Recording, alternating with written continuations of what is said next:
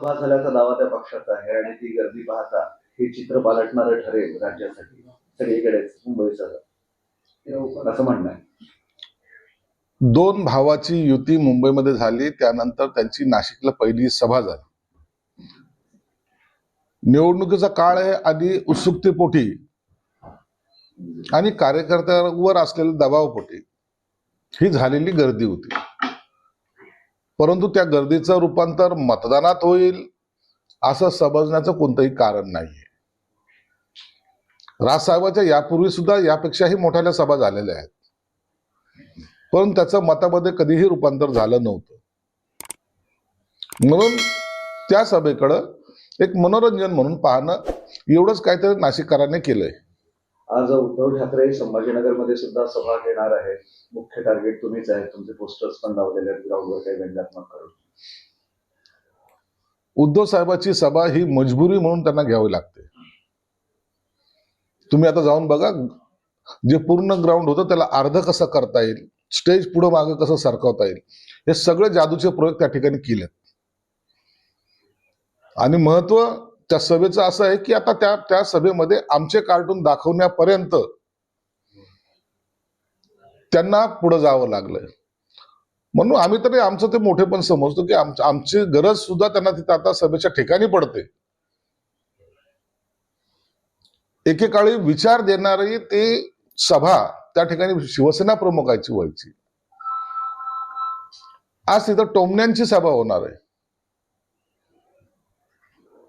आणि अवघे 20 ते 25 मिनिटाच्या वर तिथं भाषण होणार नाही हे ठरलेलं आहे. त्या सभेमध्ये एकनाथ शिंदे हे मेन टार्गेट असणार आहेत, कारण की त्यांची गेलेली खुर्चीची जी नाराजगी आहे, जो त्रास आहे, तो आताही त्यांना जाणवतोय. त्यामुळे त्यांच्यावर टीका करतील. ज्या संभाजीनगरचं यांनी वाटोळं केलं त्या प्रश्नावर हे बोलतील. ज्यांच्याकडून पैसे टक्केवारी ज्यांनी घेतली तेच लोक आता पाण्यासाठी तिथं भाषण करतील. आणि म्हणून त्या सभेचा बार हा फुसका राहणार आहे. Bombay is not a Maharashtra city. Bhajap नेते अण्णामलाई मुंबईत प्रचार करताना काय होतं, हे साऊथचे लोक किंवा इतर महाराष्ट्र सोडून इतरचे येणारे जे लोक आहेत ना,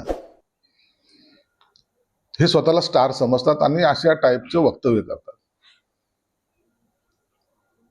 खरं तर भाजपने त्या जे काही नेते येतात प्रचाराला त्यांना सांगितलं पाहिजे काही समजून. उगाच आता वादाची थिणगी टाकली का नाही त्यांनी, त्याच्या मनात असेल नसेल परंतु त्याला वाटलं, त्यांनी बोलून गेलं. म्हणून भाजपने सुद्धा प्रचारक जे आणतात किंवा स्टार प्रचारक जे त्यांचे आहेत त्यांना पूर्वी थोडंसं ब्रीफिंग केलेलं बरं राहील.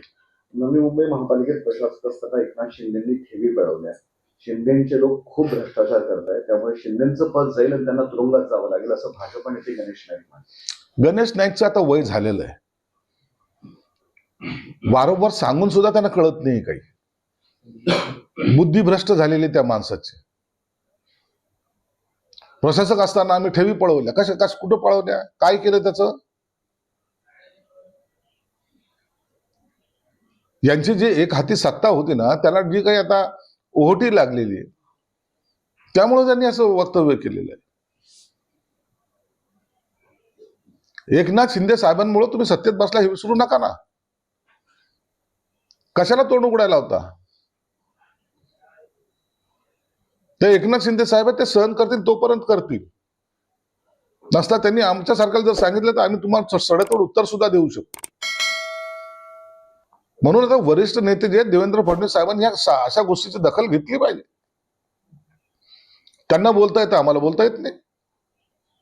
मग उत्तराला प्रत्युत्तर द्यायला सुरुवात केली तर मग त्याचा परिणाम हा चांगला होत नाही, हे त्यांनी लक्षात ठेवावं. बदलापूरच्या लैंगिक प्रकरणातला एक आरोपी आहे तुषार आपटे, याला भाजपने स्वीकृत नगरसेवक केलं. अत्यंत दुर्दैवी, अत्यंत किळसवानं. ज्याने छोट्या मुलीवर लैंगिक अत्याचार केले त्यातला जर आरोपीला आपण स्वीकृत सदस्य करत असाल तर याला कोणीही मान्यता देणार नाही. ही बाब अत्यंत गांभीर्याने घेतली पाहिजे होती. अशा पद्धतीने राजकारण करणं हे गैर आहे. लोकांच्या भावनाचा तो अनादर आहे आणि लोक त्याच्यामुळं संतापतील जरूर. म्हणून असे निर्णय घेताना पक्षांनी हे सगळ्या लोकांची पार्श्वभूमी ही पाहिली पाहिजे होती. अंबरनाथमध्ये तुम्ही भाजपची खेळी उलटवली आणि ठिकाणी भाजप असं करतं, तुम्ही काँग्रेसचे 10 नगरसेवक करून सत्ता स्थापन केली. त्यांनी विशेष लक्ष घातलं होतं तिथे. विशेष लक्ष नाही आहे, तिथं सत्ता पहिल्यापासून शिवसेनेची राहिलेली आहे आणि ती सत्ता कायम करण्याचं काम एकनाथ शिंदे साहेबांनी केलेलं आहे. आता कुणाला वाटतं आमची सत्ता यावी, असं प्रत्येक ठिकाणी होत नसतं ना. म्हणून एकनाथ शिंदे साहेबांनी त्यांच्या मुळात श्रीकांत शिंदे साहेबांनी तो गड राखला, एवढं मात्र निश्चित आहे. भाजपनं अनेक ठिकाणी मुंबईत अमराठी उमेदवार उभे केले आणि त्यांना पाडण्यासाठी शिवसेना म्हणजे तुम्ही हालचाली पडद्यामागून करताय असा एक आरोप होतो.